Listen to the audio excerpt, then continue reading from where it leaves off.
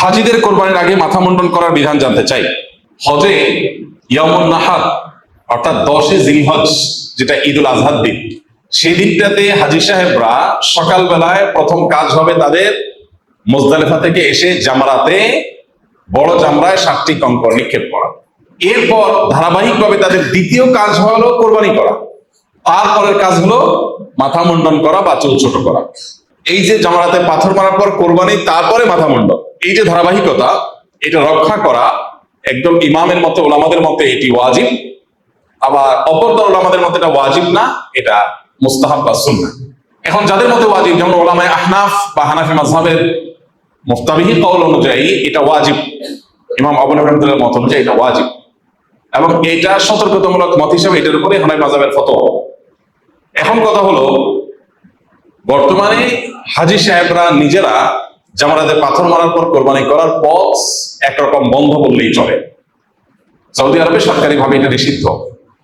কোরবানির টাকা এই বছর বিশেষ করে হজের প্যাকেজের সাথে নিয়ে নেওয়া হয়েছে, সৌদি গভর্নমেন্ট নিয়ে নিয়েছে। সবার পক্ষ থেকে সবার কোরবানি সৌদি গভর্নমেন্ট করে দিবে। অন্যান্য বছর ঐচ্ছিক ভাবে মানুষ চাইলে কোরবানির জন্য টাকা জমা দিতে, চাইলে নিজস্ব ভাবে করতো। এবার একবারে পরিপূর্ণভাবে সেই পথ বন্ধ করে দেওয়া হয়েছে। আর বিভিন্ন ছোট ছোট গ্রুপে 10 জন 20 জন 50 জনের কোরবানি করার যে পথ ছিল, সেই পথটা একেবারেই সৌদি গভর্নমেন্ট বন্ধ করেছে এবং এটা নিষিদ্ধ। এখন প্রশ্ন হলো, সৌদি গভর্নমেন্ট যে কোরবানি করবে তারা তো একসাথে এই যে হজ যাত্রী যতজন আছে, 15 লাখ 20 লাখ যাই হোক, এই হাজিদের সবার কোরবানি যখন একটা অথরিটি করবে, তো 20 লাখ বা 25 লাখ বা 15 লাখ যে কোরবানি হোক না কেন, এই সংখ্যক বিপুল সংখ্যক কোরবানি তো আসলে একদিনে বা 2-4 ঘন্টা করা সম্ভব না। এটা আইয়ামুত তাশরিকের একেবারে আসর পর্যন্ত, বিকাল পর্যন্ত, এই টানা 3 দিন পর্যন্ত কোরবানি চলে। এখন প্রশ্ন হলো, কোরবানির এক পর্যন্ত তো মাথা মুন্ডন করা যাবে না হানাফি মাযহাব মুফতাবি কওল অনুযায়ী, ফতোয়া যে কওল করে আবু হানিফার কথার উপরে, তো সেটা অনুযায়ী তো 3 দিন পর্যন্ত ইহরামের কাপড়ে থাকা লাগবে। এটা তো কঠিন কাজ হাজী সাহেবদের জন্য।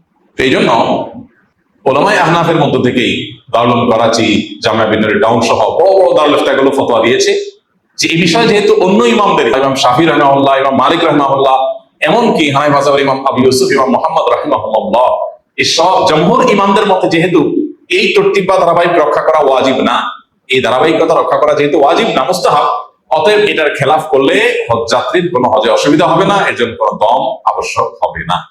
বিদায় এই বছর বাংলাদেশ, পাকিস্তান, ইন্ডিয়া বা পৃথিবীর যে কোনো প্রান্ত থেকে হানাফি মাযহাবের ফলোয়ার যে সমস্ত হজ যাত্রীরা হজ করবেন, তারা যদি সৌদি গভর্নমেন্টকে যেহেতু দায়িত্ব দিয়ে দিয়েছে কোরবানির জন্য, তারা কখন করবে আমরা জানি না। তারা যদি এই দায়িত্ব দেওয়ার পর জামরাতে পাথর মারার পর মাথা চুল মুন্ডন করে ফেলেন, কোরবানি হয়েছে কিনা নিশ্চিত হওয়া ছাড়া, তারপর তাদের হজ হয়ে যাবে ইনশাআল্লাহ, কোনো অসুবিধা হবে না এবং এর জন্য কোনো দম দিতে হবে না। আর অন্যান্য ওলামায়ে কেরাম, জমহুর বা সংখ্যাগরিষ্ঠ ইমামদের যে মত, যেটা মুস্তাহাব বা সুন্নাহ, ওয়াজিব না, তাদের মত অনুযায়ী কোনো অসুবিধাই নাই। আর কাইফ সব অবস্থায় খোলাসা কথা হলো যে সাধারণ অবস্থাতে হানাফি মাযহাবের ওলামাদের মুফতাবি কওল যেটা, ফতোয়া যে কথার উপরে, সেটা হলো যে ধারাবাহিকতা রক্ষা করতে হবে। আগে জামরাতে পাথর মারা হবে, তারপরে কোরবানি হতে হবে, তারপরে মাথা মুন্ডন করতে হবে। এটা ব্যত্যয় করলে দম আসবে, এটা স্বাভাবিক অবস্থা। যেহেতু সে অবস্থা এখন নাই, কোরবানি আমাদের হাতে না, তারা কোরবানির দায়িত্ব নিয়েছেন এবং তারা করবেন, অনেকগুলো করবেন। অতএব যদি এমন কোনো পথ খোলা থাকে যে বাংলাদেশের বা সাবকন্টিনেন্টের মানুষের কোরবানিগুলো তারা এতটার মধ্যে করে দিবে, এরকম যদি কোনো টাইমিং জানা যায়, তাহলে সে পর্যন্ত অপেক্ষা করলে, তারপরে মাথা চুল মুন্ডন করলে। আর যদি সেটা জানা না যায় এবং সেটা যদি অনেক দীর্ঘমেয়াদী সময় হয়, এতক্ষণ টিকে থাকা কঠিন হয়, তাহলে সেক্ষেত্রে ওলামায়ে আহনাফের প্রসিদ্ধ দারুল ইফতাগুলোর ফতোয়া অনুযায়ীও এই আমলে, অর্থাৎ আপনার ধারাবাহিকতা রক্ষা না করলেও হজের কোনো ক্ষতি হবে না। কোরবানি আসলে এক শ্রেণীর মানুষের মায়া কান্না দেখা যায়, তাদের ব্যাপারে আপনার অভিমত কি? কোরবানি আসলে যারা মায়া কান্না করে, অর্থাৎ পশুর প্রতি মায়া দেখায়, যে এতগুলো পশুকে একদিনে শেষ করা হচ্ছে, তারা জানেন কিনা যে প্রতি বছর শুধু কোরবানিকে ঘিরে 1 লক্ষ কোটি টাকার বেশি লেনদেন বাংলাদেশে হয়ে থাকে। এক সময়, আজ থেকে 15-20 বছর আগেও আমরা দেখেছি যে ইন্ডিয়ান গরু ছাড়া আমাদের দেশে কোরবানির যে চাহিদা, সেটা পূরণ করা যেত না।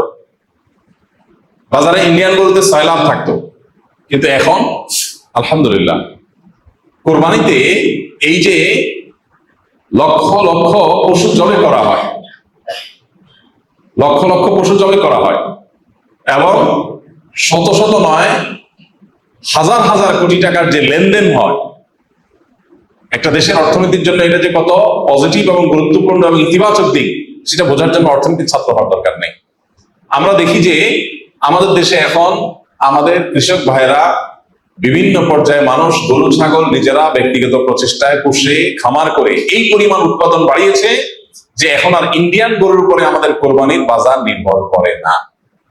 এই ক্রেডিটটা কোরবানির অনেক ক্ষেত্রেই, কারণ কোরবানি যদি না থাকতো তাহলে এরকম ব্যক্তিগত পর্যায়ে এত পশুপালনের মানুষ উৎসাহী হতো না। অতএব যারা কোরবানি আসলে পশুর প্রতি মায়া কান্না করে তারা আসলে হয় জ্ঞান পাপী আর না হলে অপাচে। তারা কোরবানির পেছনের যে অন্তর্নিহিত বিশাল অর্থনৈতিক গুরুত্বপূর্ণ ভূমিকা আছে আমাদের দেশের জন্য, শুধু অর্থনৈতিক ভূমিকায় না, এর পেছনে আরো অনেক কিছু আছে। অনেক গরিব প্রান্তিক জনগোষ্ঠীর অনেক মানুষ আছেন যারা সারা বছর নিজের টাকায় গোশত কিনে খাওয়ার মতো সামর্থ্য তাদের খুব একটা থাকে না। তাদের শরীরে আমিষের যে ঘাটতি আছে, এই ঘাটতি পূরণ করবার ক্ষেত্রে কোরবানির ভূমিকা অপরিসীম। অনেক ক্ষুদ্র ক্ষুদ্র উদ্যোক্তা আছেন, ছোট ছোট ব্যবসায়ী আছেন, যে অনেক বিধবা আছেন যে 2-4-6টা ছাগল তিনি পালেন, 1 বছর পালার পর কোরবানিতে বিক্রি করে যে লাভ হয় তা দিয়ে তার সংসার চলে। আলহামদুলিল্লাহ, এই যে ক্ষুদ্র ক্ষুদ্র উদ্যোক্তা তৈরি করা, তাদেরকে বাঁচিয়ে রাখা এবং এই জাতীয় আরো যত রকমের সুফল আছে কোরবানিকে ঘিরে। দেখা যায় যে কাঁঠাল পাতা, এটা সারা বছর কোনো কাজে লাগে না, কিন্তু কোরবানিকে ঘিরে প্রচুর পরিমাণে কাঁঠালের পাতা গাছ থেকে সংগ্রহ করা, পাড়া, তারপরে সেটা বিক্রি করা, তারপরে খড় বিক্রি করা, তারপরে গরুর খাবার বিক্রি করা, তারপরে কোরবানির জন্য গরুর গোশত বানাতে হবে সেজন্য কাঠের গুঁড়ি তৈরি করা, সেগুলো বিক্রি করা, তারপরে যারা কামারের কাজ করে, লোহা লক্কর নিয়ে যারা কাজ করে, তারা দেখা যায় দা বটি ইত্যাদি ধার করার কাজ করে।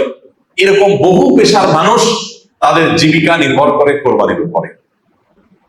সবচেয়ে বড় কথা হলো আল্লাহ তাআলার নির্দেশ, নবী সাল্লাল্লাহু আলাইহি ওয়াসাল্লামের নির্দেশ, সেটা তো সবচেয়ে বড় কথা আছে।